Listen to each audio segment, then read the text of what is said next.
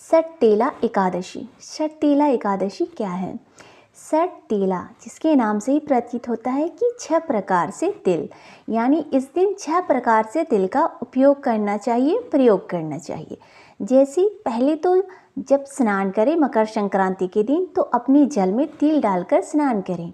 दूसरा, उस तिल का उपटन भी, पहले आप तिल का उपटन करें फिर आप जल से स्नान करें। तीसरा, तिल का दान अवश्य करें। चौथा, तिल से बनी वस्तुओं का दान अवश्य करें। पांचवा, तिल से हवन करना चाहिए। और छठा, तिल मिश्रित जल पीना चाहिए। तिल से कुछ व्यंजन बनाकर भगवान को भोग लगाना चाहिए। जो इन 6 प्रकार से भगवान को तिल का दान करते हैं सटतेला एकादशी के दिन, वह सभी पापों से मुक्त हो जाते हैं।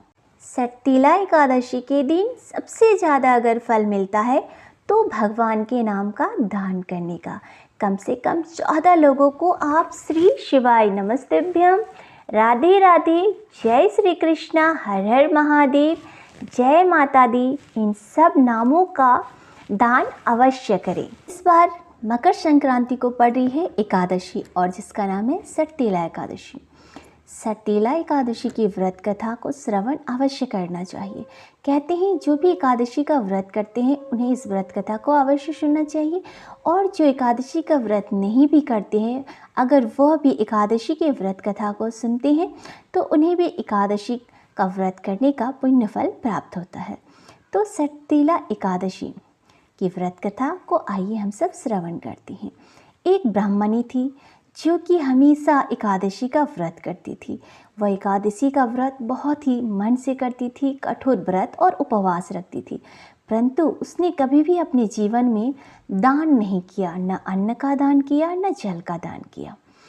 जब भगवान विष्णु ने देखा तो वो प्रसन्न हुए कि यह मेरी इतनी भक्ति करती है, परंतु इसे वैकुंठ तो मिलेगा, लेकिन इन्होंने कभी अन्न का दान नहीं किया, इसीलिए इसे अन्न नहीं मिलेगा। इसीलिए भगवान विष्णु ने एक साधु का वेश बनाया और उस ब्राह्मणी के द्वार पर पहुंच गए। जब ब्राह्मणी से भिक्षा मांगा तो ब्राह्मणी को क्रोध आ गया और उसने गुस्से से एक मिट्टी का ढेला भगवान विष्णु को दान में दे दिया। मरने के बाद वह महिला सीधे वैकुंठ पहुंची, जहाँ पे उसे रहने के लिए एक झोपड़ी और एक आम का पेड़ मिला, पर उसे भोजन के रूप में कुछ नहीं मिला। जब उसने भगवान से इसका कारण पूछा तो भगवान ने बताया कि आपने जीवन में कभी भी अन्न का दान नहीं किया है और न ही किसी और भोजन सामग्री का दान किया है, इसीलिए आपको यहाँ अन्न नहीं मिल रहा है। तब सभी देवताओं ने उन्हें सटतेला एकादशी व्रत रखने का विधान बताया, जिसमें 6 तरह से तिल के उपयोग किया जाता है। स्नान, उपटन और तिल का दान, तिल का हवन, तिल मिश्रित जल का पान करना और तिल से बनाकर कोई भी वस्तु भगवान को भोग अर्पण करना। इस व्रत कथा को सुन के, इस व्रत के विधान को सुन के उस ब्राह्मणी ने वैसा ही किया। ब्राह्मणी ने वैसे ही व्रत आराधना की और तिल का इस तरह 6 तरह से दान किया, 6 तरह से प्रयोग किया, जिसके प्रभाव से वह अत्यंत सुंदर हो गई, रूपवान हो गई और उसकी जो झोपड़ी थी वह महल में परिवर्तित हो गई। उसके सारे पाप नष्ट हो गए।